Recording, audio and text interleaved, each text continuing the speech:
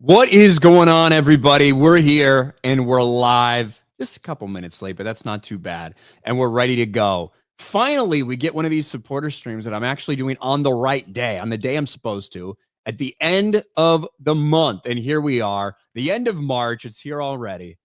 And we're ready for the supporter stream. If you guys aren't familiar with this, you get to hear me fucking talk a lot, probably too much if we're just being honest, between all these Geeks and Gamers dailies, Friday Night Tides, the two streams that I do every week, whatever it may be. You're probably sick and tired of just hearing me. So we have something else for you today. And the last Sunday, or supposed to be the last Sunday of every month, here on this channel, some of my biggest supporters, the people with the top tier channel members over on the main channel, top tier Patreon supporters, people that give equivalent amount over on a place like Locals, you get to hear from them, and some of them are joining me today, so that'll be fun. I think maybe more might roll in as we start the stream because everybody probably forgot that I was supposed to do it today. And I actually held to the schedule for the first time in a couple months, so that's a good thing. That's a good thing. Before the stream even started, I see a lot of people thinking Brock is because Brock out of nowhere, like a fucking Randy Orton RKO, drops 50 gifted memberships onto this channel, literally out of nowhere. That's $250 fucking dollars for my man Brock. I gotta hydrate. I left my drink over on the other side. I'm gonna grab that in a second, but I will hydrate for the man Brock. Thank you so much. You turned basically the entire chat green when you did that. 50 gifted memberships. There might still be some available. You never know. You never know. But thank you. Thank you to the man Brock. But without any further ado, let's get into this. We've got Sleazy back for the first time in a while with the Medicare hat. What's up, Sleazy? How you doing? We're all still alive. 2025 is rocking and rolling harder than we ever thought it would be. Yeah, we're a quarter of the way through this year. It's been a long year, that's for sure. You're not wrong. It has been kind of a long year already. I've been busier than normal trying to get taxes done because I fucking did an extension last year and I didn't file till like October 14th or whatever, like the fucking last day before my extension. So now it feels like I'm doing it, and I'm doing taxes twice in 6 months, and it fucking drives me crazy. But I've been trying to hold out because, like, maybe the taxes will go away. It's like even if that does happen, I don't think it would occur for last year's. You know, it wouldn't be, it wouldn't work that way. So I'm doing them, unfortunately, and it is the way it is. But hey, thanks for joining us, Sleazy. Glad you're doing good, man. Channel still rocking and rolling. Go check out Sleazy's channel. We've also got John Getz Gaming, who has been suffering. Not from a mysterious illness, AIDS, cancer, whatever, but suffering because he is one of the people that tried to save Ubisoft by playing Assassin's Creed Shadows. How's it going, John? I may John? still get sued by Ubisoft, though, so we'll see on that front. I might make them waste some legal fees on me if I insult their game too much on stream. But yeah, it's been... I might have given Yasuke AIDS last night. I got with the Ibuki, who is the... a person of questionable sexuality. The person of questionable gender? Yeah, gender. So, yeah, I played out that whole romance, which spanned about 30 minutes of game time, because it was, I hate you, you burned down a village I like. Well, you're not so bad. Okay, let's make out. Was like the 3 scenes in that romance that were involved. Very great writing, great development, gotta say. Amazing stuff. Typical Ubisoft. Typical Ubisoft. That makes sense. You, I just bought Yasuke Simulator, the actual Yasuke Simulator. I'm not giving Ubisoft money. Well, you either buy Yasuke Simulator or you buy Johnny Somali Simulator, so those are your 2 choices now. I also bought Yasuke Simulator. I have not played it yet, but I do have it downloaded, so I'll be playing that relatively soon. Just the next couple of weeks are just busy as fuck for me, unfortunately. Especially with all the sports stuff we've had going on and covering some of that as well. It's been nuts. We also have, looks, his mic wasn't working last time. We got Darth Ghostface back. What's up, Ghostface? Hey, Ryan. I'm all doing good now. Now, I already know why my microphone was already here when we were backstage before the stream started, but to let everyone else know who's watching now. Last streak, shortly before the last stream, I had to update to the latest version of my web browser. But now when I tried to just jump in, it said that my microphone and my camera was not turned on to allow me to join StreamYard. So I had to go for a little bit to get the settings to allow that in on my browser, but still, for some reason, my microphone wouldn't work once I hopped on. So I tried to look in to see, investigate what it was like. We tried to record some audio of me with the microphone. It wasn't working. So first I thought, oh no, is this broken? After I just got it for like only less than 6 months, my new headset. So I was fearing maybe I probably had to get a new one. But a week later, I tested it out again, and it turned out fine. So good thing I didn't waste money. Well, you're here now, man, and that's good. Yeah, we were talking about it a little before as well. And yeah, like you can have, StreamYard sometimes doesn't work great when other apps are using the microphone or camera, or sometimes it's just a driver update. I don't know how fucking computers work, man. I just turn it on and use it. And luckily mine doesn't break because I've got a Meta PC. Maybe that's why. I don't know. I don't have any problems. Jeremy's always having problems with his fucking computer, mostly user error. He's always calling me up to fix a fucking problem he could Google, right? So. Why does he call you if he just said you don't know computers? He calls me and he's like, "Wait, do you know what this is?" Because I can figure shit out. You know why? Because I Google things that I don't know, right? If something happens to me and something doesn't work, I'm like, why the fuck is this happening? Okay, let me get this fixed. All right, fixed it. But instead of doing that, he calls me. He just wants to see you, actually. That's the secret ploy. He ain't seeing me. We're talking on the phone. Oh, wow. God, I couldn't imagine. Lonely. He just wants to talk to someone. Maybe that is the case. Have I talked about Interstellar with you lately? I'm just fixing your computer, dude. Yeah. I saw Grandmaster Chris says, wish I could join, but real life calls. Hey, that's all right. Real life is more important than internet life. Hope you're doing okay, Chris. Have fun with whatever you're doing, Chris. That sounds good, man. Well, we were talking about Assassin's Creed Shadows a little bit. And obviously, look, 2 things released on the exact same day that have had months, in some case years, worth of backlash that we expected were going to be very controversial upon release. It turns out they were very controversial upon release.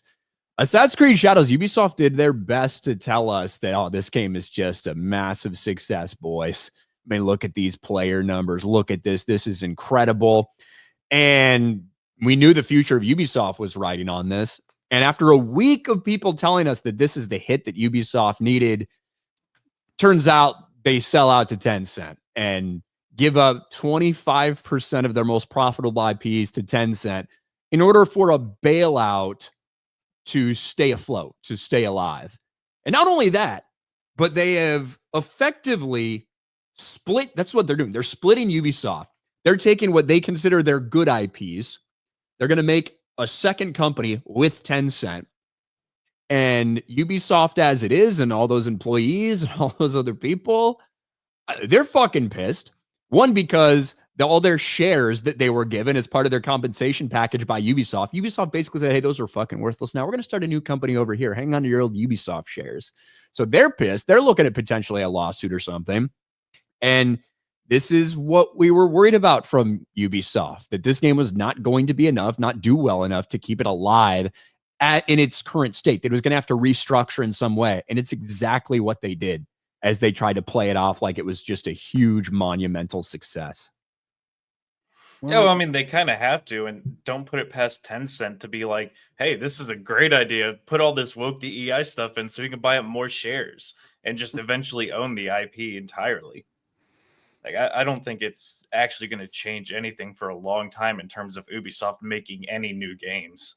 I think what it's going to change is a lot of people are going to get fired because they're going to streamline and make themselves more efficient. Tencent's going to be like, we got all these wasteful positions and everything. Now that we have some say with whatever it is, a quarter of the company or whatnot, we're going to go ahead and try and make this profitable again because we can't have any more of this outlaws and shadows and stuff bombing.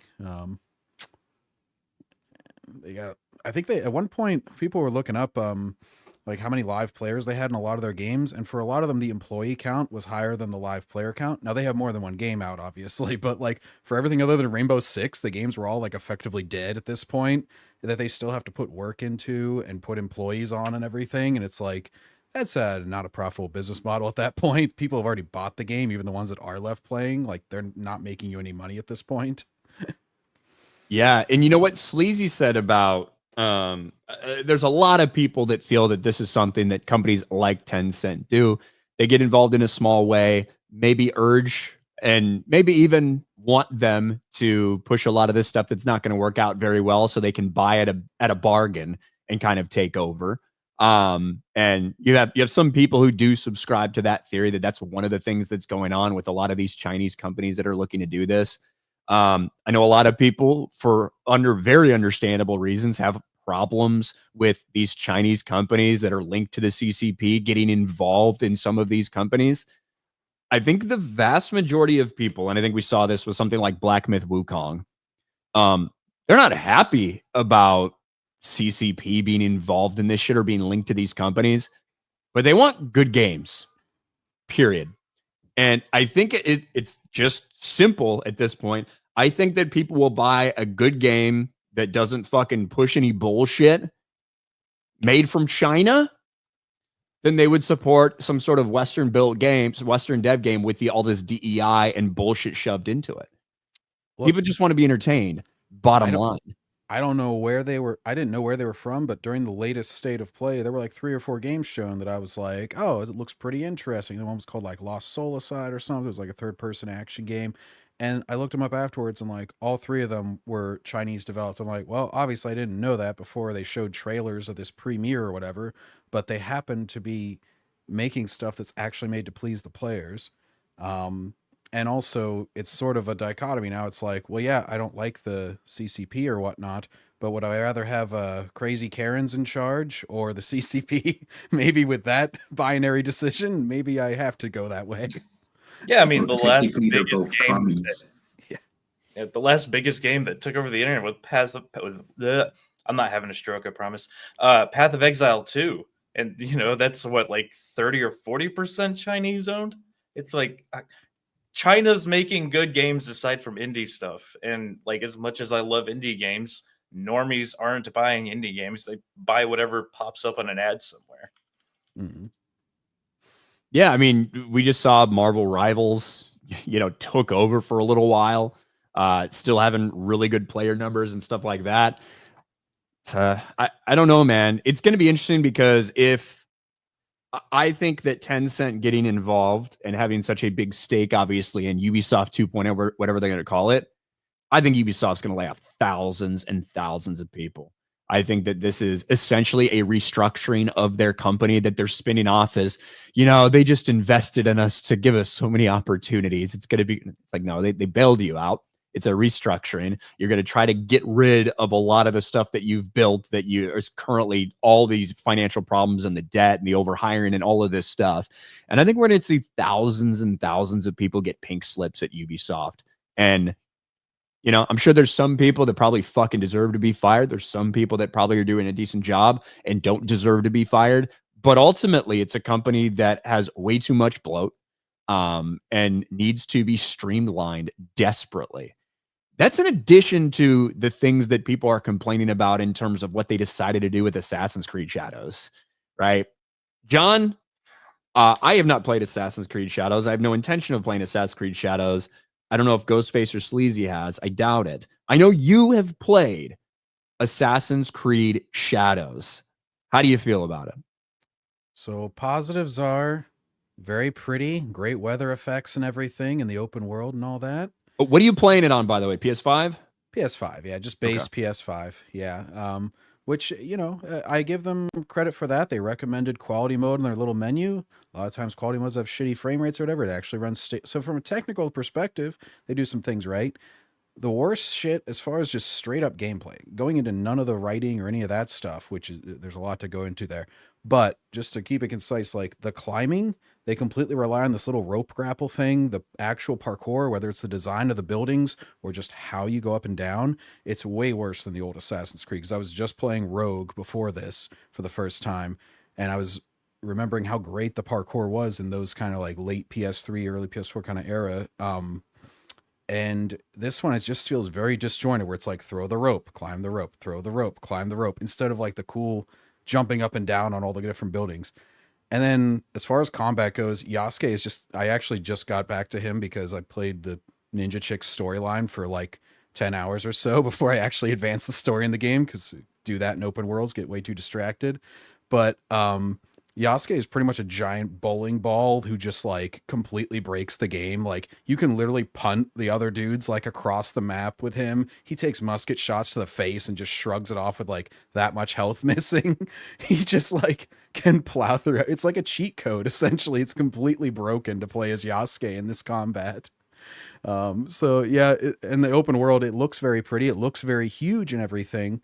But the problem is it funnels you so much. There's so much foliage and the terrain is so unnavigable that it looks like this huge open world. But it essentially is just a few different paths you can take. You almost have to just follow the exact trail all the time. So it looked like an awesome open world, but design-wise, it's very funneled, and the climbing is a major step down from even their old ones, I would say. Yeah, you know, obviously we're in a different era of Assassin's Creed, really since Origins, right? When they started going with kind of the new combat system and the fucking RPG light type of play that they decided to start going with. I've seen it through everything, right? From the first Assassin's Creed all the way through. Last one I played is Valhalla. I have not played Mirage. Just to be fair, I've not played technically the most recent one, which was Mirage, but the last big one, Valhalla, I did play, and they're very different from what the originals are. One of the common complaints that I've heard, and I've watched a lot of reviews from people that love this game, from people that really hate this game, and from people that are a little bit more in the middle. One of the major complaints, though, was just the like Yasuke's fighting style and how overpowered he is with fighting, but he can't do anything else, like essentially in terms of some of the mobility required to do some of these things, and that it's just boring to play as him. Yeah, like that he's a boring character to play. Pretty much. I mean, because basically I equipped him with a gun and the big samurai sword, and literally like, you know, whenever you're playing as the chick, you have to account for this person has armor or they're going to do a heavy attack or whatever. Yasuke, like literally one of the first things I got for him was like, there are no unblockable attacks now. And also, and the kick is actually fucking hilarious because you literally just yeet guys like 30 feet across the fucking map. Like a samurai walks up to you and Yasuke just kicks him and just launches him Is away. it like in Skyrim when you get hit with hit by a giant? Just... Pretty much.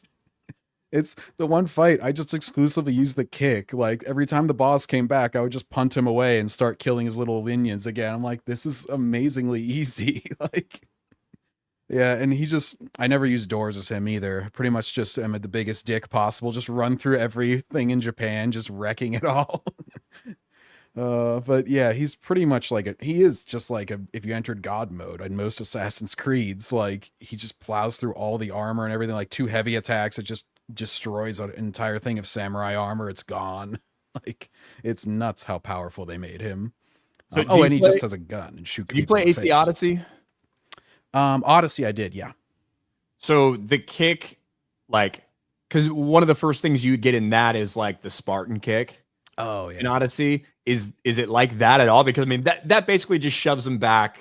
I don't know, 6-7 feet, whatever, and you can kick somebody off a ledge or whatever like that, but. You're talking about these motherfuckers were flying. No, they're just like big black Yasuke punching little Asians in one of his finishers is literally he stabs the guy and just lifts him off the ground and then just tosses him down. He's so much bigger than all the little Japanese guys you're facing. It seems like unfair. It's like it's a joke sometimes when you're looking at the like 5 heavily armored samurai line up and Yasuke will just like slash and all their armor disappears and then just boots one of no, it's completely different from that one. I haven't played Odyssey since it like came out, so yeah, I remember now what you're talking about. I probably fucking put 100 hours in the AC Odyssey or something back in the day. That there are problems with the game, but I really enjoyed it. I liked the fucking, basically when you have the bounty on you and if somebody comes tracks you down. I liked finding all like the mythical animals that fucking Hercules killed, and I actually liked Odyssey quite a bit. No, there's some cool stuff. The Alexios voice actor is horrible. But it wasn't a bad game. It just wasn't Assassin's Creed. Correct. The voice acting, and this is coming from an anime guy's perspective, whenever you're doing the English dub of something like set in Japan, you don't actually have to do the Japanese accent, every English voice actor. Because in this game, all the English voice actors, like, people are going to think I'm being racist whenever I'm playing because I'm making fun of the voice actors. Because they'll be like Yasuke's is just like, I did not ever know you were so tongue-tied. I'm just like, what are they doing? Like, what? I know Ryan doesn't watch anime, but like, whenever you're doing like an anime and you're doing an English dub, the voice actors don't do the accents of Japan. They just talk like people, like native English speakers. Like, they don't. You're not supposed to do that. It's pretty weird. And it's so like. And aside from even that, the voice acting is, especially for Naue, is like really noticeably. I will say Yasuke's voice actor seems okay for the most part from what I've played, but her voice actress is really bad. Like, she just has these weird, she has a lot of yelling emotional scenes, and it's like she's not wanting to wake up her parents in the next room or something. Whenever she's yelling, it's like under her breath kind of emotion. It is not conveyed very well. It's very odd acting. I saw one theory, and it's somebody's just, it's a shit take, whatever. But there was a theory because people were very mad, right? There was a lot of people that were pushing for more female character choices and everything. So in Odyssey, obviously you can choose to either be Alexios or Cassandra. And there are so many people that were like, yes, finally. And they were really mad because like 70% of players played as Alexios, despite the fact that Cassandra's voice actress was like 1,000,000 times better than Alexios, right? Despite that some story elements arguably even were better with Cassandra than Alexios, 70% of people still chose to play as Alexios. And that really pissed them off. And I heard, including like the devs were mad because they had pushed for this for so long. They were mad that people chose Alexios. I heard the reason they decided to use Black Yasuke in there and make him like boring to play with and unentertaining and shit was to make people play more as Neo. That would be funny if that were true, but it was just you literally have to do all the navigation you have to do as her, though. Like, getting to an eagle point as Yasuke is a pain in the ass. Because like I said, you rely on the little rope climby thing. And I haven't played as him a lot for those sections, but I'm pretty sure he doesn't even have that. So he's just got to extremely tediously, slowly climb up these, and then he like falls off whenever he's near the like he's deliberately made to be clunky and clumsy to climb with. Like, yeah. So I feel like the way they probably intended is like, oh, explore all the world and all these new sections as Naue, and then just do all the fighting as Yasuke, I guess, would be the easiest way if you're just wanting to get through the game. Naue's pretty broken too. She has like a little chain thing where she can just swing it and destroy everybody from a distance. I faced these over-leveled guys that could kill me in one hit, but it didn't matter because I just swung from like 10 feet away and just chipped away at their health with this until they were all dead. Yeah. It does sound like she is like, you could play the entire game as her and it'd be much more entertaining. But Maximus says, Shiitake. Thank you, Maximus. I've seen so many terrible clips of voice acting and scripted scenes. I don't even want to watch YouTubers play it to make fun of it. I just have zero interest. Well, that's not for me either. Like, look, I know there's a lot of people who do that, and I do think it's important that you have some people like John and like other people out there who, hey, when this game comes out, it look like we're shitting all over it, whatever. To have somebody that is like that you watch, that you care about how they feel about something, having those people that do play it to see if, hey, this is all bullshit, it's actually a great game, blah blah blah. I do think those things are important, but I just can't do it. Like, I just fucking can't do it if I think that something is going to be. It's one thing to, man, I know Snow White's going to be bad. Get that fucking download, watch it in my living room, whatever, right? That's one thing, 1.5, 2 hours of my time. fucking Shadow's a different thing. So salute to people like John who somehow managed to suffer through it and get some content out of it at the same time. You make it entertaining by you learn to laugh at the writing and then just to take advantage of the funny game. Like, I'm not going to lie, punting the dudes across the screen constantly, it makes for its own entertainment. Even if I can say objectively, it's not good that that's in the game because the game is completely unbalanced. But at least if you're going to give me a shit game, make it entertaining from an aesthetic perspective. Oh, and his introduction is also a hilarious bit of writing. He literally is called up. The Nobunaga's like, "Hey, your servant is black. Bring him in here, because that's weird looking to me." And then he just, as soon as he's kneeling there, he looks at him. He's like, "You have the eyes of a warrior. I think you'll survive, or maybe not. Anyways, serve next to me." Like, he literally says almost nothing to him. And then immediately Yasuke is just slaughtering dudes for him, and it's like his right-hand man and everything. It's the most shoehorned in thing. It's wild because Yasuke is a real person, right? He existed. But the way you described it, it's like, whoa, that's weird. That's a black guy. And they had like never seen that shit before. He was treated almost like a fucking circus act, right? Like it was, they were intrigued and entertained. Like, go see all the freaks at the freak show type of thing. That's what it is. And I'm not like trying to be like super insult. I'm just saying that's what his treatment was like. They made him strip in front of them and scrub his skin with soap and water because they didn't believe that he was black skinned, right? Like, this is the Yasuke, all the great representation that people want. That's the real person. And then they kept him along as entertainment value, something that they thought was interesting and intriguing. And he was never a samurai, obviously. All that stuff was just made up by activists, like in the last 5 years, to try to sell books, to act as if that's the real story. It's crazy. Revisionist history is a real thing. Yeah. I mean, Blue-Eyed Scorpio got him too. So did Lincoln, but he wasn't a vampire slayer. The difference is there wasn't a massive commie PR push to try to convince everyone that Lincoln did that. Yeah, I wouldn't Tyranny of King George was like a dream DLC that they pushed one time, because that's the comeback I've heard a lot. Is like, well, they made George Washington into an evil tyrant. I'm like, first of all, it was framed as the evil piece of Eden, like, corrupted him, and also that was like, I'm pretty sure that ended up being like a dream sequence basically in that DLC anyway. It wasn't like presented as this is what happened in history. Right. Well, they got that argument because they have no idea what they're talking about. They just Google whatever seems to fit the narrative the closest. They just twist and contort it into this amalgamation that they can use. Yeah. And that's what I said too. Like, Assassin's Creed has always twisted history. That's what it does, right? And that's, Leonardo da Vinci wasn't really helping fucking Ezio do all these things, right? But but you get to a point, especially with this, when they were so adamant, specifically because they included Yasuke as a playable main character. It would have been one thing if Yasuke had an appearance in the game as an NPC of some sorts, and like he helps you with some mission or whatever, right? I think that would have been received very differently, because again, you're consistently with these Assassin's Creed games, where they're set, the country they're set, the place they're set, it makes a lot of sense with who you're playing.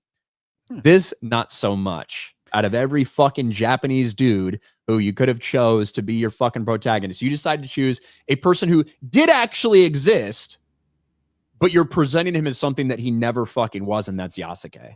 Yeah, I would say you kind of touched it there at the end, but like Da Vinci was an inventor who did invent things. Not everything was made to fruition, but Yasuke was never a samurai. They're like taking leaps and bounds above what history actually was. Like, it was, if you could believe that there was a secret order of assassins, you could believe that Da Vinci would help them.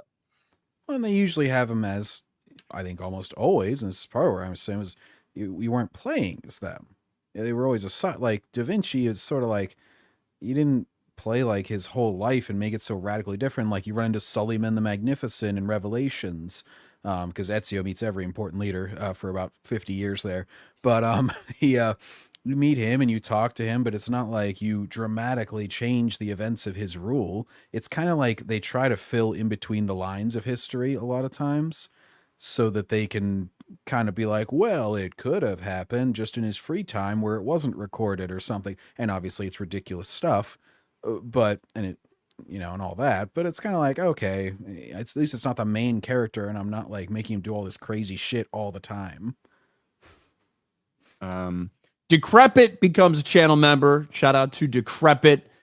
Chris Grogu for 199. Everything released now is just so fucking gay. Kind of is.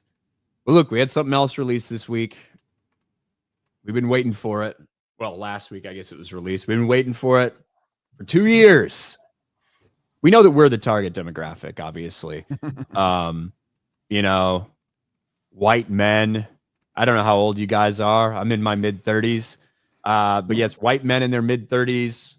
Target demographic, obviously, for Disney's Snow White. But apparently even the target demographic did not care and did not want this. You mean Sam Brown and the 7 CGI abominations? Sam Brown and the 7 CGI abominations. You're not wrong, Ghostface. Look, I gotta admit, I overestimated Disney with this. I was like, look, I think it's going to be shit. I think it's going to lose a fuck ton of money. But I still think like it's going to play out and get $350, $400 million at the box office. That's what I thought, which would have been a catastrophic failure. They would have lost a lot of money from that. It would have been a bomb. It would have been embarrassing. We're now looking at a Marvel's level box office failure. Oh, boy. And it may not even get there. And I wish I was exaggerating, but that's just the reality at this point. Second weekend, we got the numbers in. The biggest drop in the history of these Disney live action remakes. We saw the kind of cope from the media after the first weekend when they told us it was going to be so stunning and brave, then it wasn't. Well, now we have the second weekend numbers. Box office upset. Blue collar drama, A Working Man declares victory over Snow White. And that's exactly what happened. The most recent random Jason Statham movie with him just beating the shit out of people beat Snow White at the box office this weekend. A Working Man, which I did watch. Look, it's nobody should go in expecting this thing to be oh my God, what a fucking masterpiece. Acting, storytelling. It's a movie about Jason Statham being a fucking badass, killing a bunch of people, trying to save some girls, right? That's what it is. You get what you expect when it comes to this movie. But apparently more people wanted to see that, and it's in 1,000 fewer theaters than Disney's Snow White, again, in its second weekend. So this is a 66% drop-off, which is unlike Marvel movies and stuff like that, which we're used to now having an over 60% drop opening weekend just because of the high demand. Nobody wants spoilers, blah, blah, blah. Movies like this are supposed to have longer legs. Movies like this aren't supposed to drop this way. And in fact, this is the worst drop ever for a Disney live action remake. Good. It's fucking over. Good. Eyeing a $90 to $100 million run in the US. And this is why I say we're entering Marvel's territory. The Marvels, after its second weekend, had grossed $160 million at the box office globally. Snow White sitting at 132. Oof. Maybe I'm overestimating it. Still, giving Rachel Zegler her flowers. Maybe I'm still saying that I think it'll have better legs than the Marvels. But my God, I don't know if it can hit three. I think it's impossible for it to hit 300 million now. And it might struggle to break 2. Yeah, but she's a supernova. How can this be? I mean, supernovas are fucking destructive. Supernovas are stars collapsing on into themselves and destroying everything in their path. So supernova may be a very adequate description for Rachel Zegler in this entire thing. The reviewers were giving us code language to say that, like, yeah, it's going to fucking destroy Disney. She's a shining star. She's a supernova. She's going to burn it all to the ground, guys. Run. Exactly. No, they just don't know what they're talking about. It's hilarious how much of a disaster this was because it spent nearly a year and a half, if not 2 years, in reshoots. Wait, say that again. Say the first part again. They spent like a year and a half doing reshoots on this, didn't they? Well, the problem is they did, but a lot of that isn't necessarily just because it took a year and a half. They were in London for reshoots when the actors' strike happened. So like they were in the process of about to do those reshoots. Actors' strike happens. Gal has something to film. Rachel has something to film after that. And then they get back together. So I think the entire process did take like 18 months, but they weren't reshooting that entire time. It was kind of because of the strike where things ended up that way. But yeah, they did significant reshoots on it. Yeah, because I still ascribe to the suspicion that the dwarves weren't originally in it because we didn't see them for so long until after the reshoots started. I can promise you, without a shadow of a doubt, that is not true. Ryan,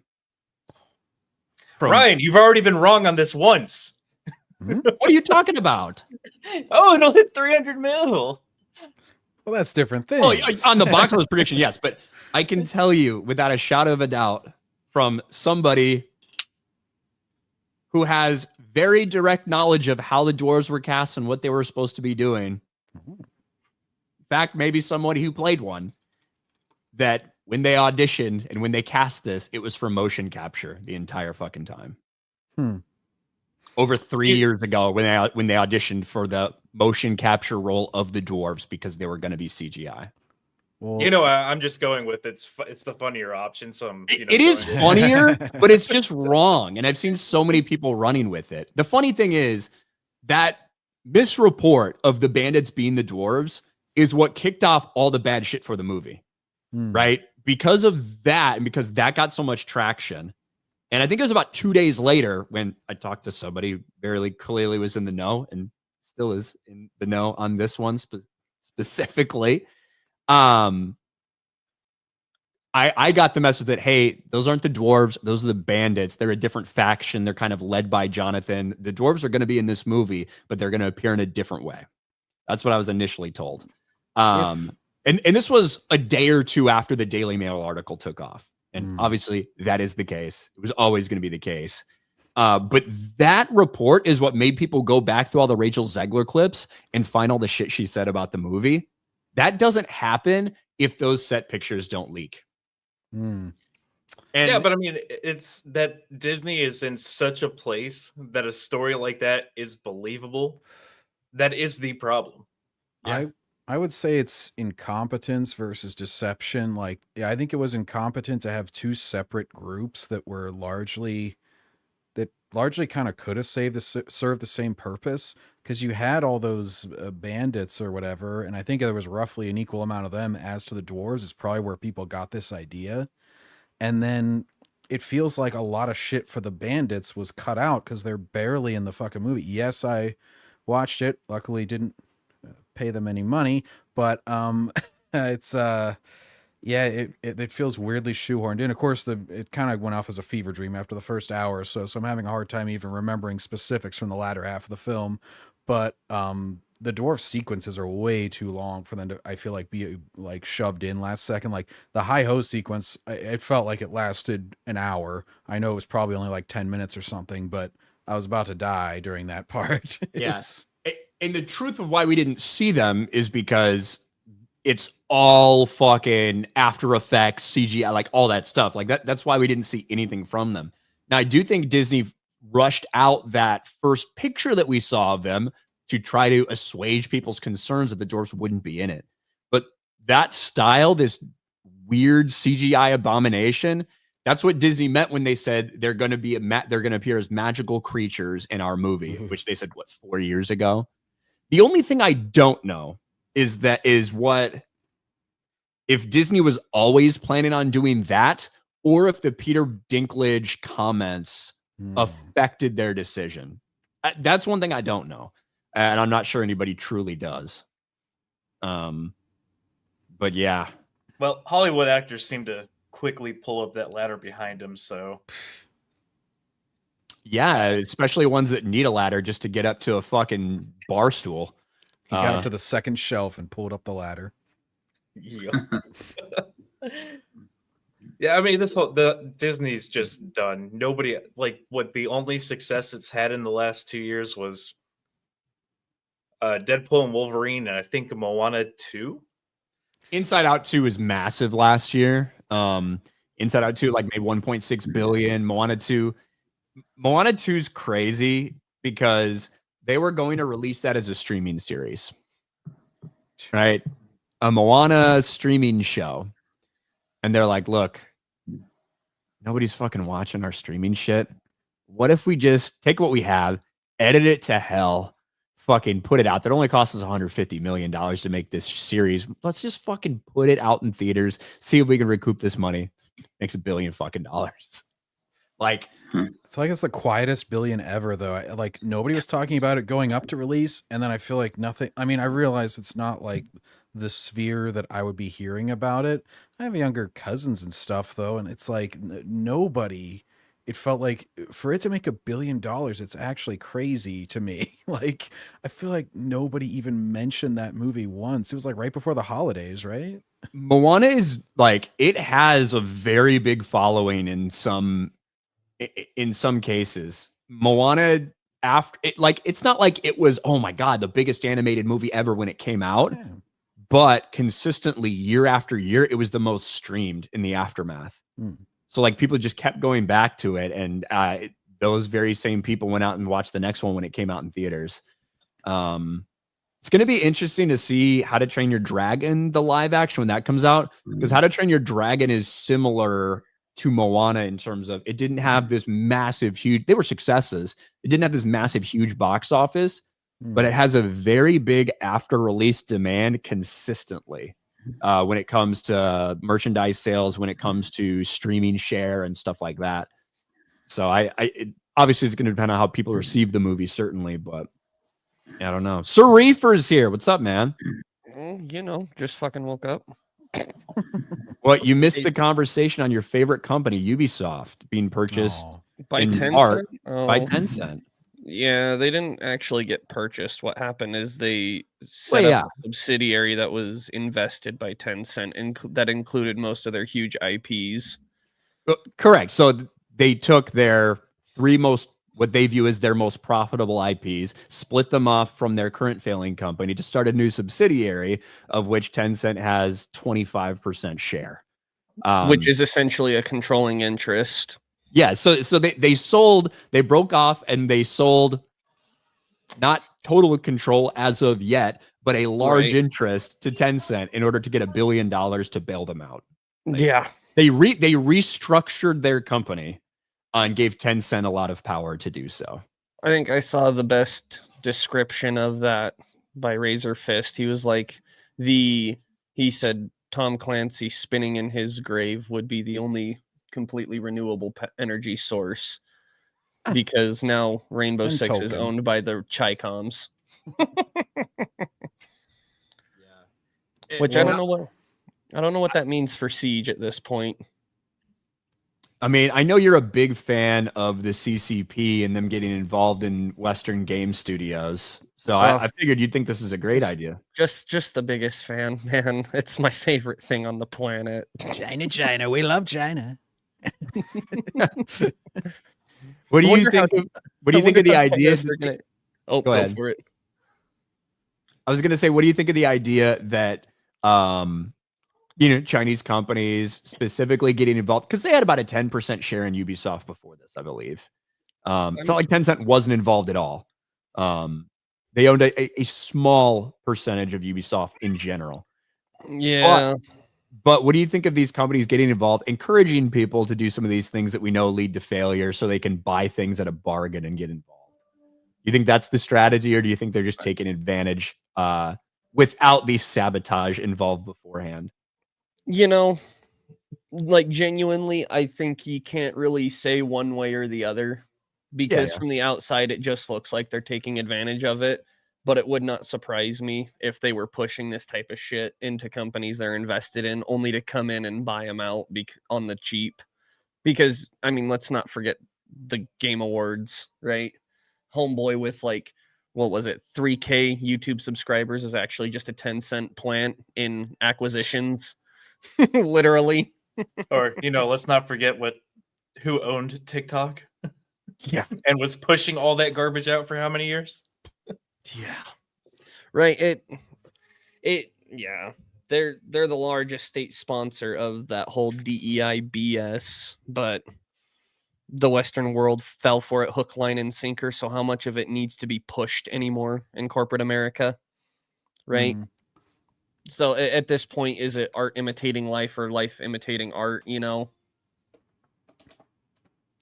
thought I heard, what was it, like Alana Pierce or someone who was saying how sexist the Chinese that she worked with were or something. Color me shocked. Yeah. I mean, given she'll probably call anyone a sexist, but it was like, yeah, I forget. It was like a few years ago. I'm pretty sure it was her that was talking about like how they designed characters and stuff like that. I forget. She worked with some company from over there, I thought. But that's going off pretty years old memory at this point. I'm pretty sure she worked with Hoyoverse, didn't she? Or am I misremembering? I don't really know her employment history. I just remember the story whenever she spoke about who she had worked with. So it may have been them. I don't know. The only employment history I'm familiar with is her getting a minor role in Cyberpunk, and she was covering it a whole lot. So I watched that, but we all got burned by that shit. Hey, some people who hung around for like 3 years say it's fucking amazing now. But I didn't hang around. Tell for you that right long. now, I still think it's fucking amazing, even though it's not, even though it's hot garbage. Like, there's a reason there's 250 hours logged on my machine in less than a month and a half. Did you give your character a big schlong? That was one of the customization options. No, I know. I didn't pay attention to that because I wanted to play the game. I wanted to use a mono wire and throw it into people's necks and be the only person who could remotely hack someone. And then that got removed from the game along with the subway system. See, I hate in single-player games whenever they modify shit. FromSoft is always doing this too. Somebody discovers a cool little exploit or something. They're like, we're going to patch that out. It's like, hey, wait a minute. This wasn't an exploit. Oh, okay. This was supposed to be the game because the lore, like Cyberpunk, takes place in a world where wireless communication was never developed, right? Everything was based on like 80s technology. So you had to have a wire running between devices to communicate. And so networks were all local networks. There was no, like a wide area network would be connected by something similar to power lines or telephone lines, right? So if you wanted to communicate with someone, you had to basically get a radio transmitter tuned to the right frequency and give it to them so that they could slot it in to communicate with the radio frequency you were broadcasting communications from. The monowire in the original marketing material was marketed as not only a melee weapon, but a way to remotely hack someone to gain access to their local networks. But now you can just do that, and the monowire is just a shitty melee weapon. You're such a video game autist. I love it. Yeah. Dude, I was waiting for that game for 8 years. I've had it since release and I've never played it. It's on the shelf. God. Same with AC Valhalla. I literally never have gotten to it. Specifically with like Cyberpunk, like they should have just delayed it. And you know what? People would have been fucking mad.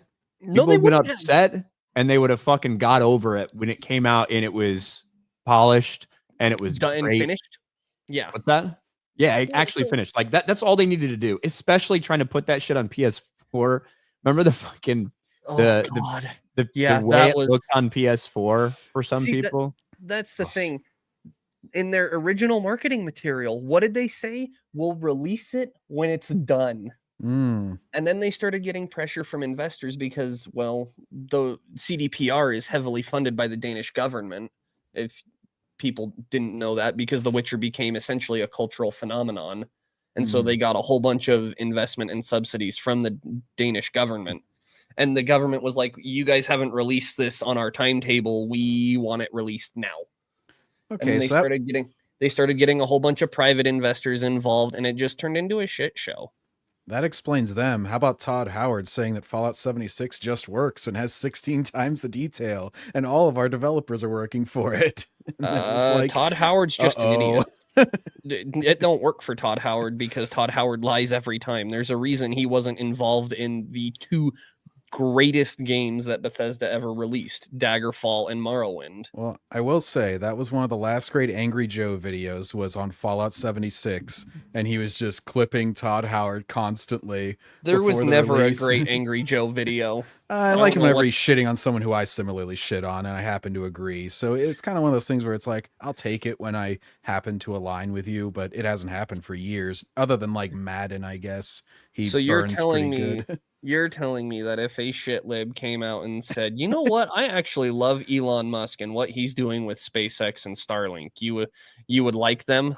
I would like them saying that. I would like that statement. He said Angry Joe made a good video. He didn't say, I'm not saying wow, I'm going to like support Angry the guy Joe overall. just based and red pilled my favorite content. I like to creator. find common ground is all. You know, you take the common ground when you can get it, even if it's someone you hate.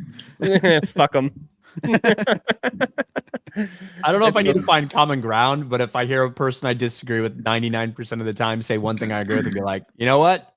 I agree with that. I disagree on everything else, but I agree with that. Yeah, if he happens to be rolling. Yeah. Star Wars Marvel Purist is here. I don't know if he's here. Yeah, he is. What's up, man?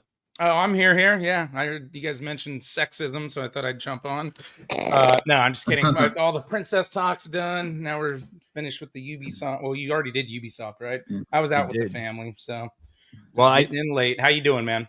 I'm good, man. I figured, you're getting ready for Acolyte Season 2 since all the data supports a second season for the Acolyte, Oh, yeah, I'm hyped up. Out as hype as the next episode of Daredevil, this gripping, compelling show that's just, bringing the MCU back, baby. What the data? Episode 5 was miserable. The shills call it Dog Day Afternoon. So, I guess we're spitting on that movie classic now, too. It's like episode 4 was fucking off. Well, I like the Punisher scene a lot, but I believe that was the one with the fucking black criminal lecturing him, which Yes. The 25-page rap sheet. He's got was rough. complaining that he had to spend a weekend in jail for his 30th robbery. It's like, a weekend? No, 25 pages of a rap sheet. That's a lot more than 25 offenses. Okay, so he probably had like 200 or 300. So that's fucking ridiculous. Yeah, no, it's interesting. So the last episode 6, if they would have slotted that in as like episode 2 or 3, because it's not this secret. It's not this. You need 6 episodes of 30, and they're 30 or 40-minute episodes. Like if they would have actually just kind of got to it, like it's a superhero show, like he should be doing superhero shit. And they already kind of changed Muse around, like what made him like kind of unique, because seems to have already been taken away from his character. It's just weird, man. And now we got the Shadowland leak. I did a prediction video 2-3 months ago saying they're going to try to do Shadowland. Like it was a cool comic run, but the problem is we haven't even gotten like MCU hero Matt Murdock Daredevil yet. So let's make him a bad guy right away, right? And then what they're going to probably do is not have him possessed by the beast Kralik, right? Like just like Wanda wasn't possessed by the elder god Chthon, which then makes him unredeemable, just like she's unredeemable. That's probably the route they're going to go. And it's all going to lead to Jason Aaron Punisher, new Punisher symbol, old Punisher symbol bad, police bad, American military bad, people that, endorse cops are all Punisher bad. Iconography bad, right? Orange Man. Oh, man.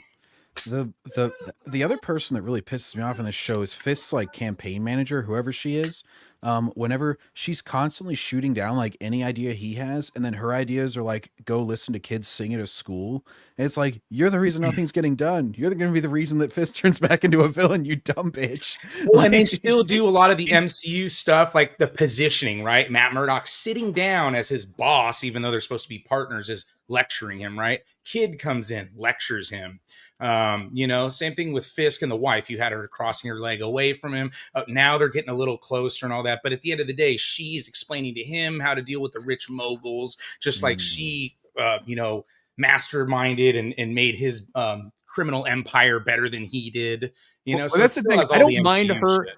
I don't mind her talking to him about that stuff because that is something that she would actually know, right? As somebody who is doing this art gal, like she would understand how these, and that's not how fucking Kingpin became Kingpin, by like, you know, nice talking with people and schmoozing with these fucking rich elites, right? That is actually something that she would be good at. The problem is all the other stuff, right? Like, so it ruins that because the setup's already ruined because they already made her an unlikable character when she was actually a very likable character because she was ride or die, right, in the original series. And I think she could be like, I think she actually could be useful to him trying to be mayor, right?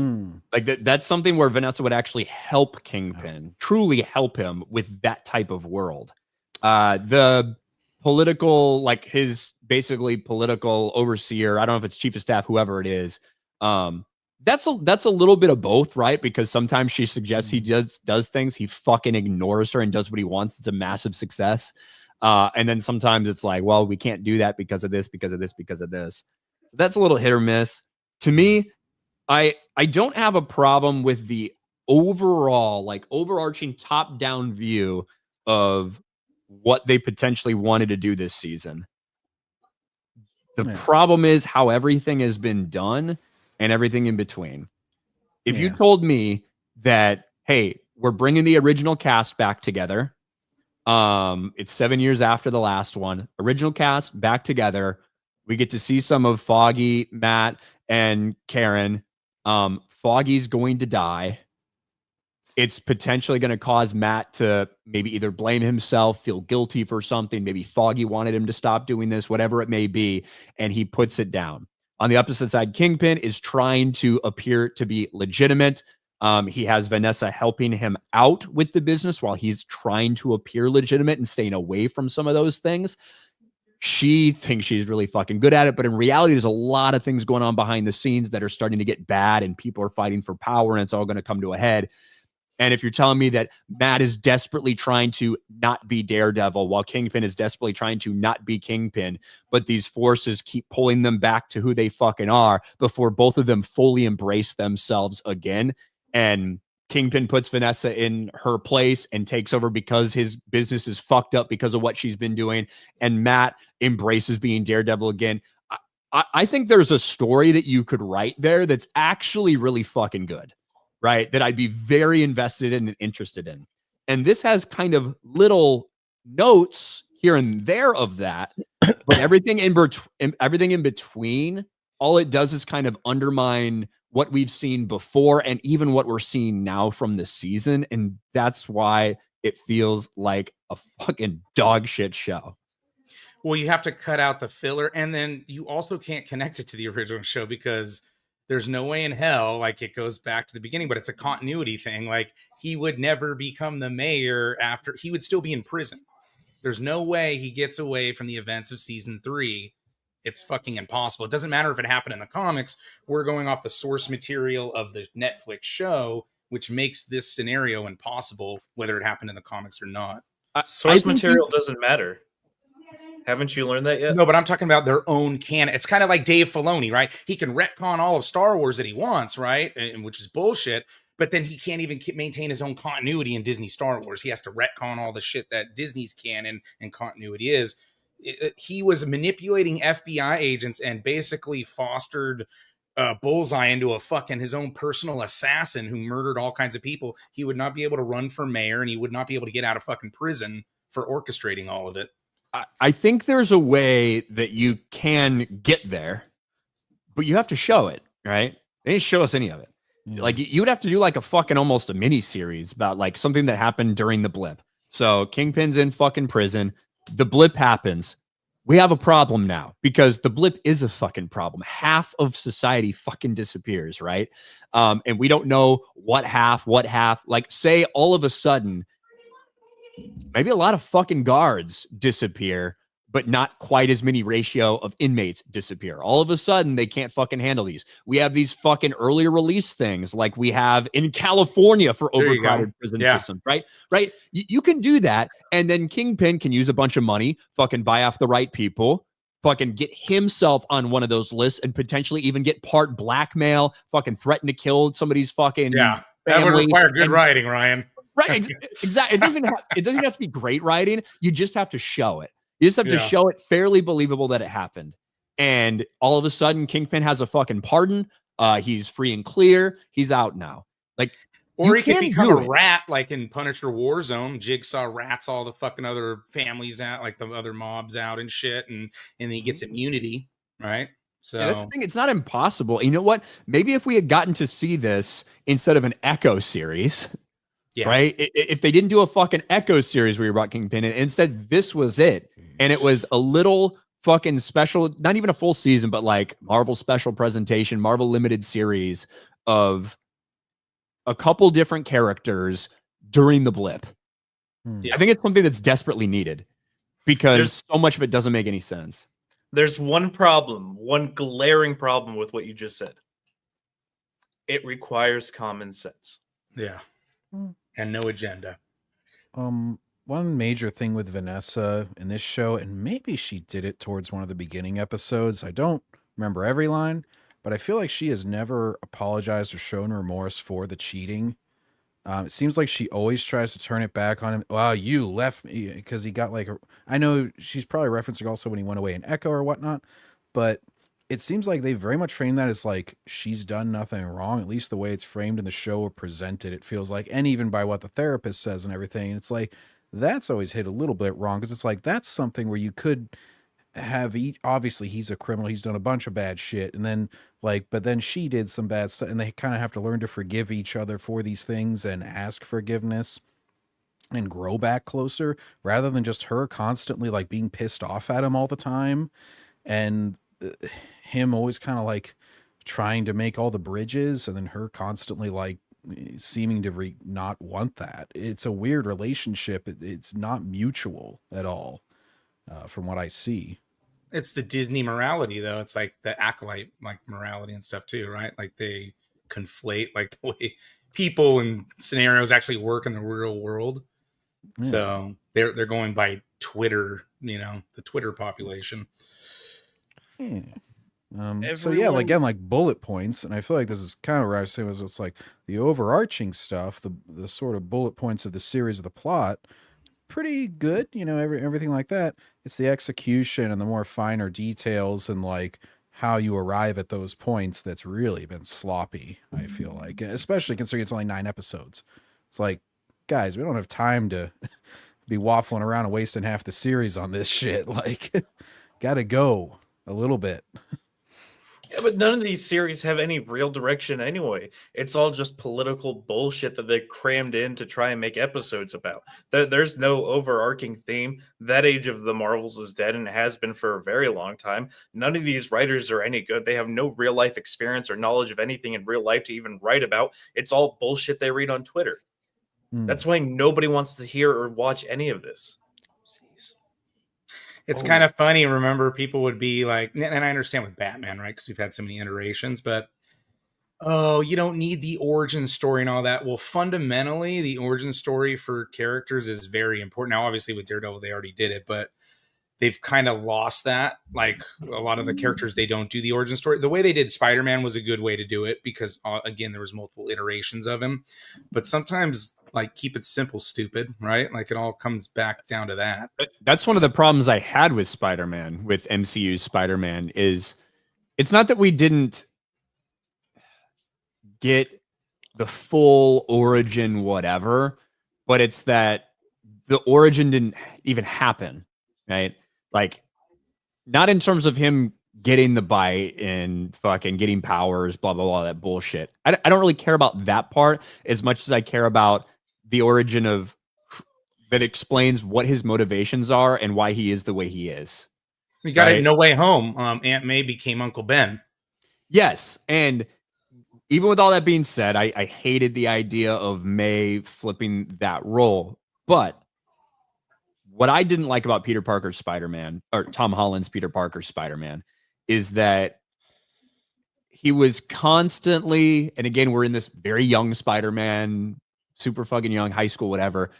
It was like, I really just want to go to prom and fucking kiss this girl. Oh, I really just want to go to fucking Europe on this road trip with this girl I like. Oh, but I keep getting dragged away by Spider-Man things. Oh, I just want to fucking go to college and be a normal person, but oh, this Spider-Man stuff keeps getting in the way and blah, blah, blah. And finally, by the end of No Way Home, he actually has a tragic loss.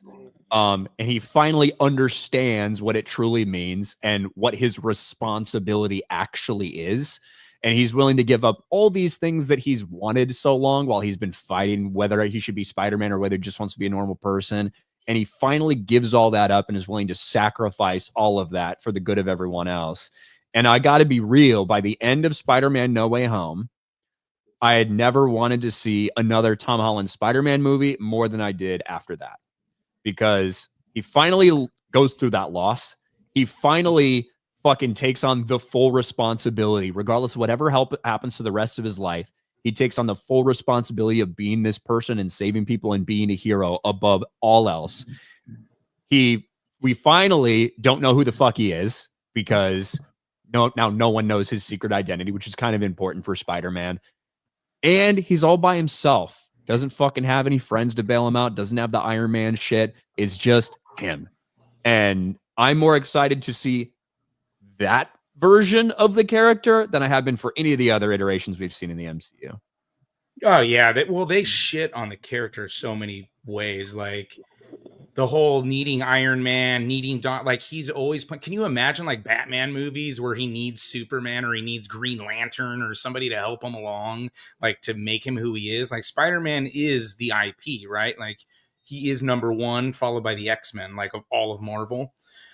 So to have him like play second fiddle or Iron Boy or, you know, Doctor Strange's apprentice, it's very disrespectful to have like the you know, in the Sony verse, you know, him not even be part of that. And then he's like, they have retreads of retreads that are in the timeline before the actual character they're basing all the retreads off of. Like he's just been disrespected like in every single way possible. And that's why Spider-Man 2, like Spider-Man 1's just as good, right? But Spider-Man 2 like really captures like a lot of what happens in the comics, right? With, you know, him having to deal with like everyday life, him wanting to at that point give up being Spider-Man and stuff, but he has so much to lose and he is by himself and all that. And then, you know, in Spider-Man 1, you obviously have the tragedy of Uncle Ben and all that. So the Raimi Spider-Man 2 is really freaking good, man. It's probably the best out of all of them. I don't mind the Amazing Spider-Man because, you know, Raimi had to add the organic webbing and stuff because it's Sam Raimi. But it was cool, like the, you know, especially in the 80s and 90s, you would have a web cartridge get damaged or something, or him running out of web fluid and stuff. So I did like that in the original Amazing Spider-Man. I didn't like part 2 very much. But yeah, so there's good aspects in both of them, but you don't get any of that with the MCU version. Yeah. I like to put on, when it comes to Spider-Man, Tom Holland's Spider-Man can't really call it Spider-Man. It's Iron Boy. Like he doesn't hold a candle to Tobey Maguire's Spider-Man. Yeah, and it's not really Holland's fault. It's the writing. Right. Yeah. And I think, and I don't know if the intention when this first happened, I actually don't think it was. I don't think it was intended to be like, oh, Spider-Man doesn't actually have his own fucking like whatever. I think because Iron Man was so fucking popular, because they kind of closed this deal relatively last minute with Sony to bring him in, because it wasn't like he was getting his own movie. He gets introduced in Civil War in that way.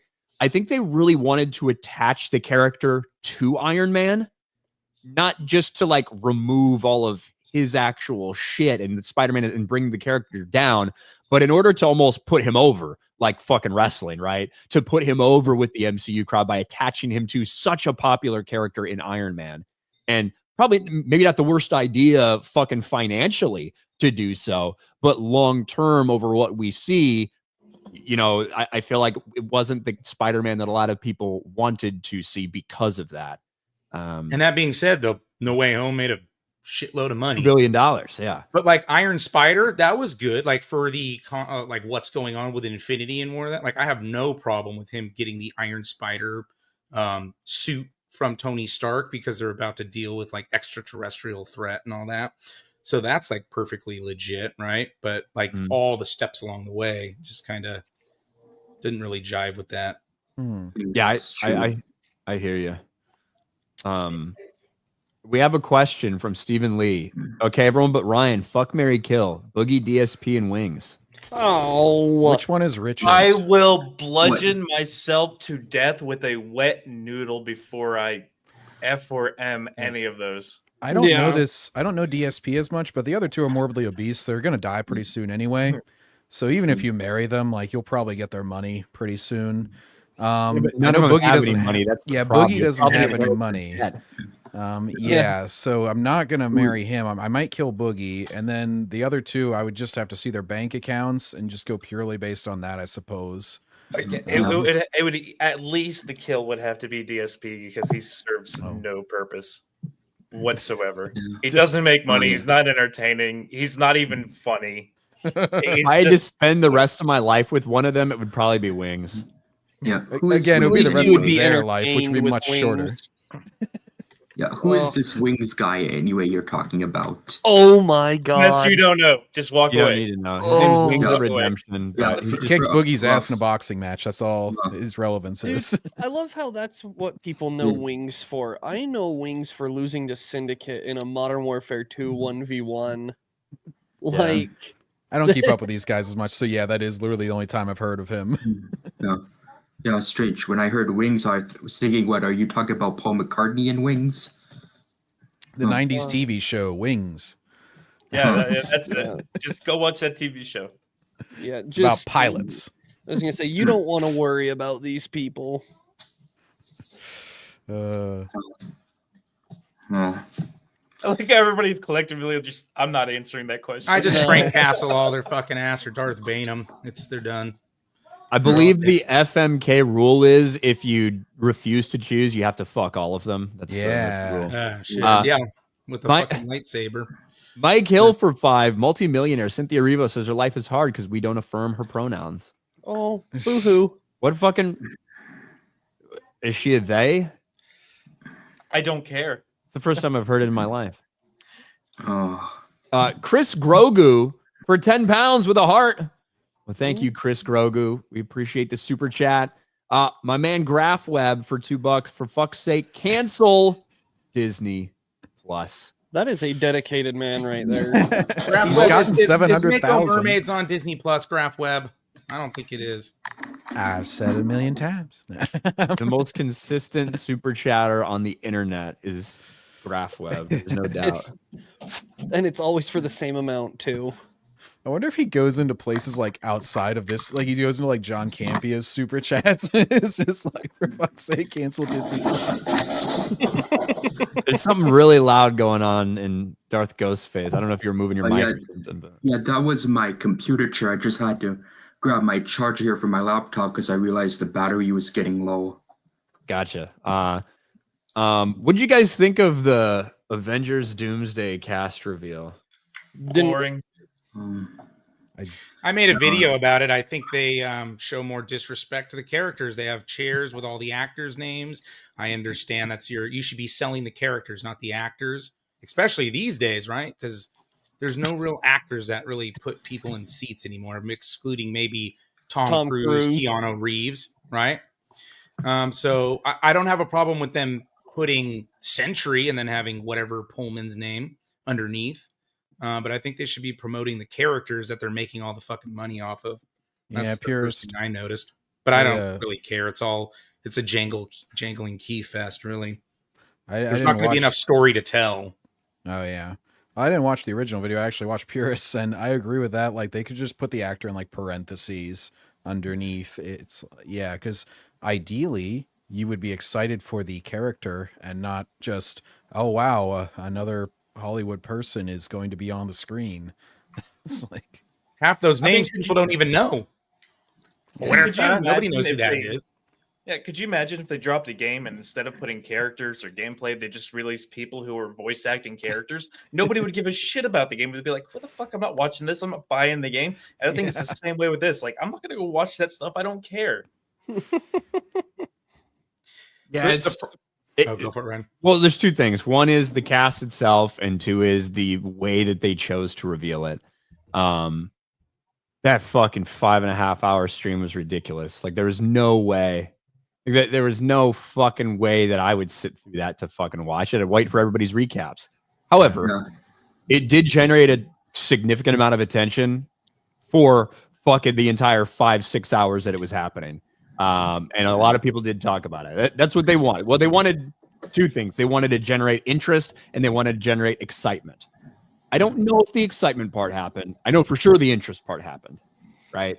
And to get people to talk about it. And they did. The idea of them bringing the original X-Men back, I know I saw a lot of people get excited about that. However, it would be a lot more exciting if we didn't just see Patrick Stewart in Multiverse of Madness. And that didn't end very well in general for any of the cameos that they brought in for that. There's a lot of people on there that don't give two shits about them being in the fucking movie. Essentially what this movie is going to be, it's going to be the Fantastic Four, fucking Falcon and Winter Soldier, Thor, all the Thunderbolts, and all the fucking Wakandans in the original X-Men. And the Tenochtitlan or whatever they were called, Namor's people. Right. And that's what I mean by all the Wakandans. I should have said like all the people from Wakanda forever. Yeah. Because Namor's in that. And Well, they are going to rebrand the Thunderbolts. They're probably going to be rebranded as the New Avengers. That's why they have the asterisk.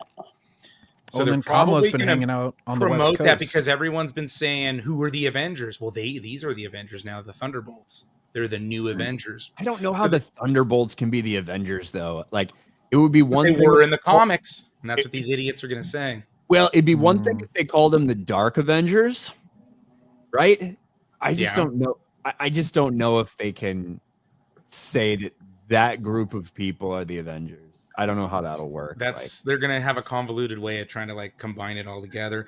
The problem is so they're trying to repeat Infinity War and Endgame, but what they should have done. Now I don't like Jonathan Hickman's Secret Wars. I think it's like he's very pretentious and stuff. He created a bunch of characters just to make them like he has the gardeners and stuff like that, which basically the Celestials are the cosmic gardeners and stuff. So he added all these characters to make it grandiose, the incursions, like some of the concepts are good, right? But if we're going to use that material anyways, they should have probably dropped Avengers Doomsday at the beginning of Phase 5, ending of Phase 4, whatever that, cutoff is. And all of these movies that have been taking place or about to take place should all be parts of Battle World, right? And you should be having Battle World event. That way you can flesh out the characters, make them like go into the whole Secret Wars theme, and then they could cap it off with the Secret Wars movie at the end. And then everything gets corrected, boom, and you're done. Instead, they're going to try to introduce, 50, 60, 70 characters and shove them in 2 movies. And they did really good with Infinity War. I would argue Endgame's a little sloppier. Obviously, they have great fan service moments. But I think they kind of blew what they could have done using that source material that they're trying to kind of adapt. Does that make sense? Mm-hmm. Yeah, is there any reference to because I know in the Daredevil show they were sort of referencing this, that like Kamala was hanging out on the West Coast or something, I think her dad said, and I know they teased at the end of one of those movies that like she was recruiting Kate Bishop or whatever for some new Avengers group. I thought their look like they've obviously that was a setup for fucking Young Avengers. And look, there's been reports by some people that they're going to do like a Marvel Champions series that was originally going to be Young Avengers. Just imagine this fucking lineup. Kamala Khan, Kate Bishop, Riri Williams, Ironheart, Wiccan, fucking gay queer from Agatha. Who else? America Chavez from Multiverse of Madness. The Ant-Man's daughter, Cassie Lang. Cassie Lang from fucking Ant-Man. If that's gonna be the fucking worst thing they ever do if they make that. Well, they're all always the smartest people, so how would they even conflict? They would all just be like, the black one would be. Yeah, oh, okay, that's true. I would rather be locked in a cell with Kevin Spacey for 20 years than watch that show. He has some good conversations. You can make him pretend to be Frank Underwood and at least get Might some fuck you, entertainment out of it. Dude, Like, pretend to be Frank Underwood. He didn't have to act in that role. He was just himself. Well, the ironic thing, do you guys know what the best part of Young Avengers was? Iron Frank Lad Underwood / Kang, the character that they can't fucking even use anymore. That was like the most interesting component of what the Young Avengers was. Yeah, not too many good options for them. No. If that happens. But look, I fully believe, I mean, I think this movie's going to make money, right, when it comes out. It's not like it's going to be Marvel's or Captain America Brave New World. It's going to be Robert Downey Jr., excitement, blah, blah, blah. The problem is, say this movie makes $1 billion. I don't think that's going to be enough. You know, what they spent on Infinity War and Endgame is legitimately insane, right? Yeah. They spent $1.2 billion making an Infinity War and Endgame. So it's about $600 million per movie. Once all the tax receipts were finally turned in and they reported it to the UK government to get their tax breaks. 1.2 billion. and they made 4.7 off of those two, so that time it worked out. Yes, exactly, right? So they did. It's not. I'm not saying they lost money, but I'm saying they spent an incredible amount of money on those. Yeah. There's no way that they're going to make these for less. So they're probably going to be more, but let's just say for sake of argument that it's around $600 million for Doomsday. At a minimum, probably more, but at a minimum, especially with a cast this size, the amount of times they're going to have to fly people around for events and all that shit, probably going to be way more. But let's just say, to be conservative, be nice to Disney, that it's $150 million in marketing, right? That means already you're setting yourself up. At a bare minimum, you're going to need $1.5 billion to break even. That's a lot of money. They could do it. I mean, Deadpool Wolverine just made $1.5 billion, right? No Way Home a couple years ago made $2 billion. You're spending a lot of money. And like I said, I'm very conservative with these things. And if there's a big international compared to domestic split, you're looking maybe close to 1.7, 1.8 million to break even. So, What if they brought in Morbius? As a it's more than surprise, time. as a surprise announcement, that's another $1 billion easy. I'd argue though, like, even though I'm not that big of a fan of the movie though, like No Way Home has a much better story than Deadpool and Wolverine, thus why it made half a billion more, right? And I see their storytelling is progressively getting worse, right? So how are they going to thread the needle with this bloated lineup? It can be done, but I don't know. They're going to need a lot to happen for it to break the way they want it to. I think the story was better in No Way Home, but I also think the characters, the people had much more invested in those characters that were coming back as well. Yeah, Deadpool and Wolverine was fun, right? But they could have done a lot of fun stuff, right? They could have just done a smaller, lower budget Deadpool and Wolverine versus Omega Red or some crazy shit like that. That's what I was banking for. Like, and without the TVA crap and all that tied to it, and that could have made $2 billion. Like, you don't know.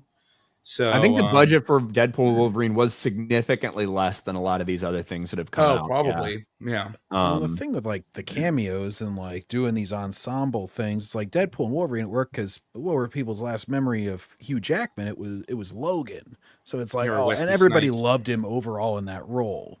Yeah, and then like obviously Deadpool 1 and 2 were, but I mean Deadpool 2 was received a little bit, less than the first one as far as like positively, but I don't think not many people like hated it.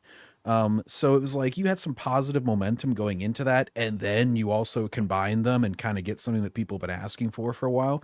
Nobody's asking for more, no more and shit. Like you can throw as many characters as you want into something. It doesn't. It's not more of a positive effect unless people have a positive momentum and thoughts of those characters like they did of Toby and even Andrew. Like his movies weren't as well received, but people liked him in the role. Yeah, and I said this before. I don't have a ton of faith that Avengers Doomsday is necessarily going to be any good. However, the Russo brothers took a huge fucking ensemble cast for Infinity War, with all of us asking the question, how are they going to do this? Like, there's just too many fucking characters. Like, how are they going to work this out? And I think personally that Infinity War is one of the best things, probably with all things considered, with as many characters they had to deal with everything. It might be like the MCU's single greatest like achievement in terms of how that movie was that fucking good with as many hurdles and puzzle pieces that they had to jam together. Yeah. With that being said, Endgame has a lot of fucking problems, right? Yeah. So Infinity Endgame has a War was lot of the fucking last- problems. Go ahead, Ghostface. Infinity War was the last good MCU movie, if you're being honest here. Because that's where MCU was at its peak. I don't know if I'd say the last good. I would say the last great, for sure. For sure, I'd say that. I think that Spider-Man No Way Home is a good movie. I don't think it's great. I think it's good. But yeah, so now they're coming back to this one. The problem is people were very much invested in all of those characters that were being pieced together in Infinity War in one way or the other. They were invested in the core original Avengers. They were invested in the Guardians of the Galaxy. They were invested in Spider-Man, Doctor Strange. Like, people were invested to see where this went. Half of the cast or more, I would argue, with Avengers Doomsday so far, people either are not invested and want nothing to do with them, or we haven't even seen their fucking movies yet to know if we want to be invested with Thunderbolts and Fantastic Four. I'm not a big rumor leak person, but if the rumor or leak was true and they murdered the fucking all the Thunderbolts and all the all new, all different characters in this movie, which they won't do, and then you had the X-Men come or the Avengers, the old Avengers in Secret Wars to actually, save the day. That would be real popular, but that's kind of what I wanted with Deadpool and Wolverine. I wanted it to be Deadpool kills the MCU, could have went around killing everybody that everybody hates, and then boom, we're back on track. But that's not going to happen. Like, that's just like cleaning up the timeline. You could have made that a meta joke too, like the third woman that he kills. He's just like, I feel so sexist doing this, but it's all real bad characters. Right? Like Punisher kills the Marvel Universe, Deadpool kills the Marvel. Like, they're real. No, I know. I just guys, right? MCU specifically, they could have used it, but that's not going to happen. But that could like they could save Nicholas. Like, I don't know how you fit Ghost Rider in this story, right? But if they waited until Secret Wars to put Ghost Rider in or something like that, maybe make that a bigger pull by adding the rest of the characters that people haven't seen for a really long time. So look, there's going to be more people in Doomsday than have been announced. Yeah. Probably in lesser roles, more cameos, maybe closer to the end, whatever. There's going to be more characters 100% that are going to be in it. And I think everyone that you could think of, I don't know if there's anything that's too ridiculous to predict for Secret Wars. Well, my feeling is that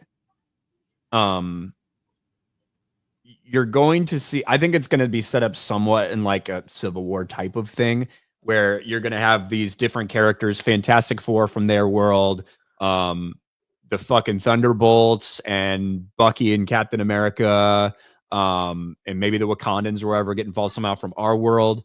I think there's going to be an like a big conflict involving all of these different people, maybe with Doom pulling the strings to try to get them to fight each other in some way. I think the X-Men are going to enter at some point as well. That's going to be a reveal like probably halfway through the movie or something. The fucking original X-Men come out from their world. But the question is, what exactly is Doom's role in it? Are they all trying to fight him at the beginning? Is he manipulating people to get them to fight each other? Like, what exactly is fucking going on? That's what I think Doomsday is going to be about. And maybe why. And is it going to end up being, well, Doom's a fucking villain, but he's actually trying to save the universe type of thing. It's a waste of his character too. Like, they don't have enough setup. Again, if they did this movie first and then did a bunch of Battle World shit, then you have more time to develop him. Like, Doom's like a super complicated character, and to like try to like flesh it out in 2 or 3 or 4 movies, right? Because they may have him in Spider-Man parts or something like that. I doubt it. But like, I don't know. And then they argue, well, Thanos didn't have like a whole lot of screen time. Well, he kind of did, and plus the way they teased him and stuff like that, plus the gathering of the Infinity Stones. But they did a lot of fleshing out of the character in Guardians, right? You really get to know him in the first Guardians movie because you see how until they do the dance off, how crazy Ronan is, right? And he gets smacked right into place by Thanos when he's introduced and shit. So they did a good job kind of building him up and stuff. And I don't think they can do the complexity of Doctor Doom like in enough time. It's the oh shit handle got pulled, right?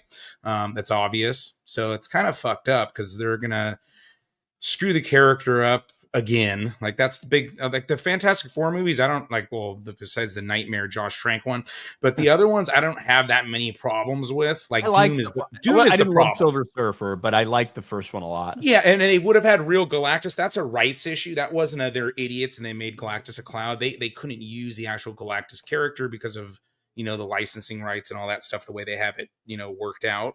But they could use Silver Surfer. So that's why he was a cloud. Otherwise, they would have used the real Galactus. But yeah, that movie's like whatever. But, it's not. The first one's not bad at all, I don't think. I think it was a pretty cool origin story. But Doom's just Electric Man, right? And then they really fuck him up in the Josh Trank one. But yeah, I just think they're going to get him wrong again. Hopefully we'll get a little more mysticism and stuff like that. But well, and like with Infinity War, I mean, you guys referenced that we cared about the characters. And I know I can't. It's Thanos, bro. That everybody in the comic shops in the 80s and 90s called him Thanos, dude. Nobody called him Thanos, even though he was really called Thanos. We all know the Silver Surfer cartoon called him Thanos, and so did the creator. But everybody in that's how you really know people who collected those comics back in the day. They all called him Thanos, bro. Sorry to tell you. The first time I read it as Thanos. Really? I was the weird one. Which way is the correct way to pronounce his name? It's Thanos. Thanos. Yeah, but Thanos is what all the comic nerds have always called him, at least in Southern California, Northern California, everywhere that I know people. California, rejected. Don't care. Hey, we were red back in those days, buddy. We gave everybody the great Ronald Reagan. The Sundowners Club for 20. I saw Sundowners saying Tennessee's getting the shit kicked out of them by Houston. Good. I'm glad Purdue gave such a great showing against them. Tennessee can't get it done. The Sundowners Club for 20. Can they replace all these cameos in Doomsday with Game of Thrones characters since Doomsday is in medieval times? You could try. Throw every fucking Game of Thrones. Who would Daemon Targaryen be in the comic book world? He would probably be Dr. Doom, to be honest. So Matt Smith is Dr. Doom. Charles Dance could be some villain. Here's another thing take your super chat, dude. Tommy Halter. Hey, Ryan, you've seen the theory that Miriam Adelsall, Patrick Dumont, and Nico Harrison traded Luca so they can push Texas to legalize gambling. And if they don't, they move from Dallas to Vegas. Thoughts? No. I think they feel that Luca long-term is going to have some injury problems and shit like that. I think it's a retarded thing for them to do, and I would have never done it. However, if you're going to do it, you got to get a lot fucking back for it. That's the thing. They could have traded Luka and got a lot back for it, but they didn't. And then AD immediately gets hurt and all that shit. I don't know, man. It's a retarded. It's going to go down in history as one of the craziest things we've ever seen happen. But maybe 3 years from now, Luka is injury prone and shit. I don't know. But what were you saying, Purist? Well, the one other thing, it doesn't really matter at the end of the day, but the Russo brothers are on record being fans of the original Secret Wars, which we're not really going to get much of. Like, I'm sure they're going to try to add, you can't really combine elements of that because it's totally more self-contained. All superheroes are dropped. Whoever wins, gets a wish to get off Battle World and da-da-da-da. And the Hickman one is so massive and convoluted that you can't really combine that with the original one. It doesn't really work. So they're going to be creating something they're not as big of fans of as they were of the original. I think they did get the writers though, right? Marcus and McFeely, because actually they're really the unsung hero of the MCU, right?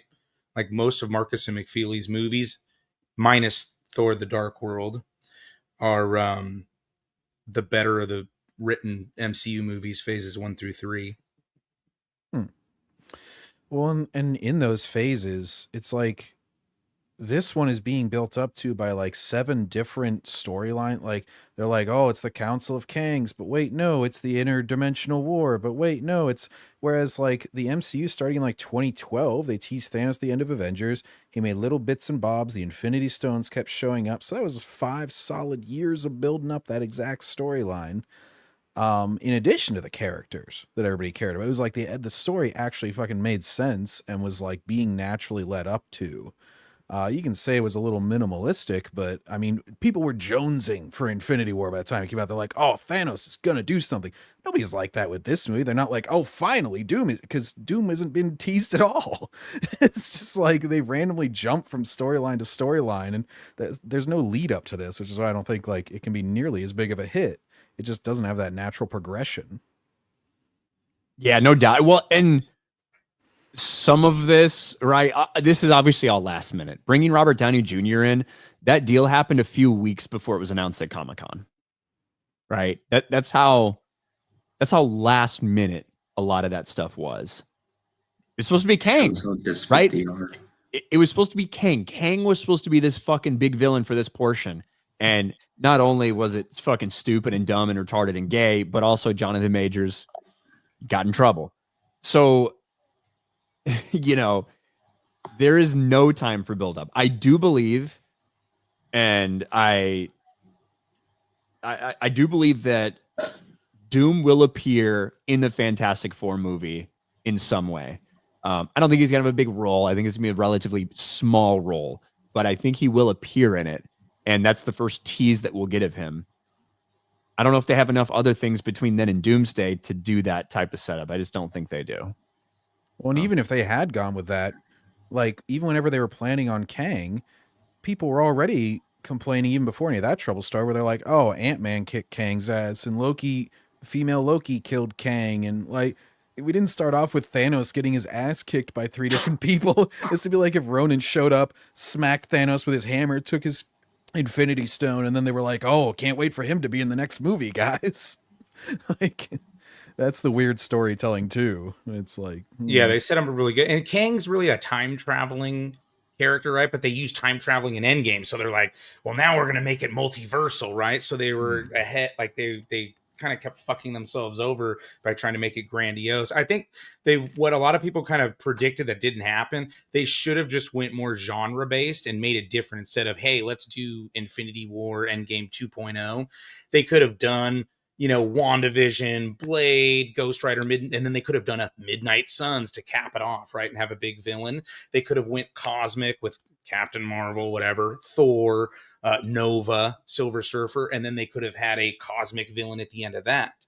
They could have done a street level, you know, combining whoever, Spider-Man, Daredevil, have Kingpin be the, you know, the big boss at the end of that. And if they would have done that, they could have had multiple things going on where you're kind of containing it into smaller groups of characters, so you're not having to do a movie with, hey, look, we have 50 different Marvel characters. You could have had it more condensed to where you can do more character development and make all the movies and the genres mean something, you know? Mm-hmm. Yeah, for sure. But we can go an hour and 40 minutes, boys. I think we're going to call it here. But a lot of these guys do have channels, make content of their own. So if you like their thoughts or want to hear more of it, you can definitely go check them out. Let's start with Sleazy. Where can people find you? YouTube, Sleazy Society.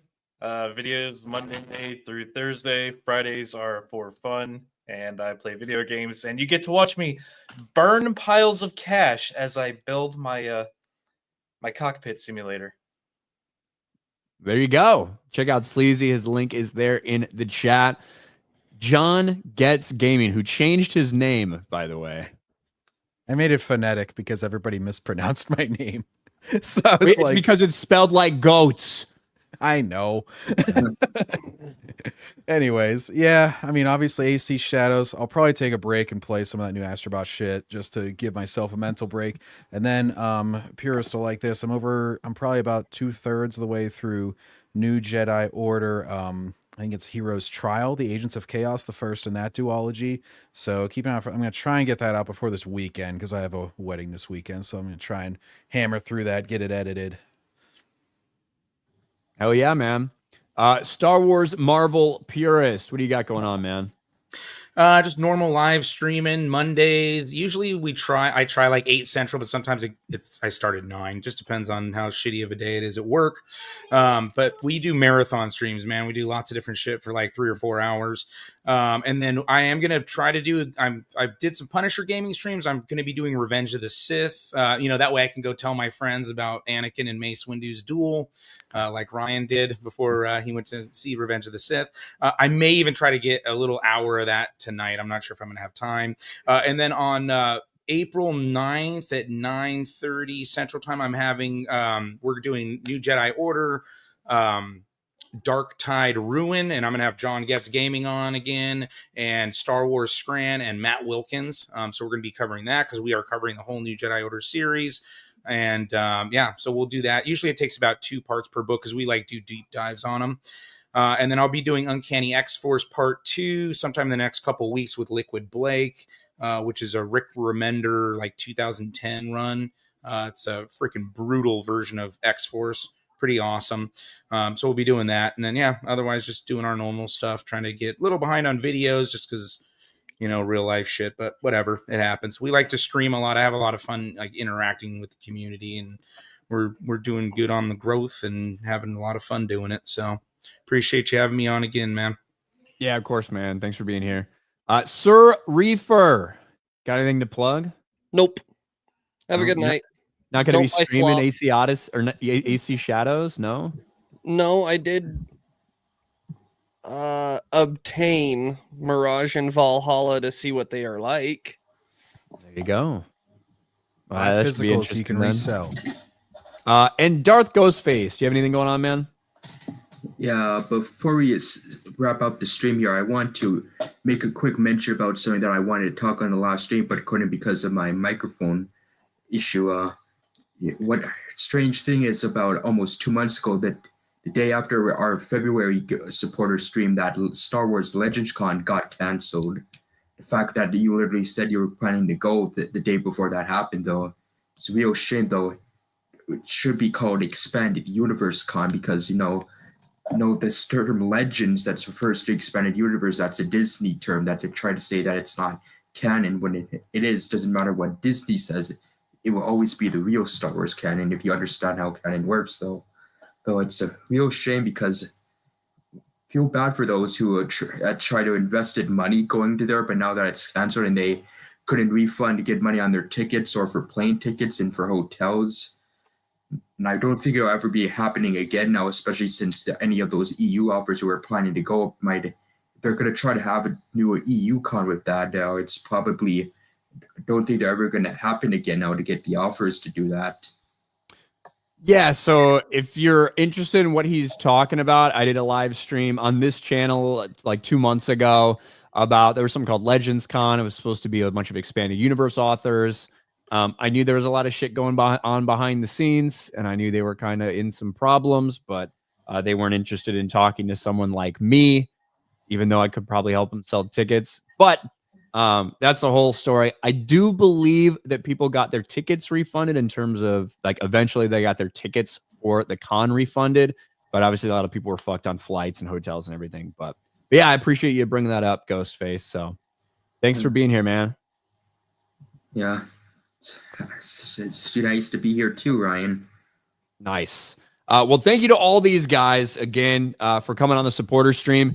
The next one, as of right now, is going to be scheduled for April 27th, Sunday, April 27th, the last Sunday in April. So you'll see these guys back. Well, maybe you'll see them back. Maybe you won't. It depends if they're busy that day or not.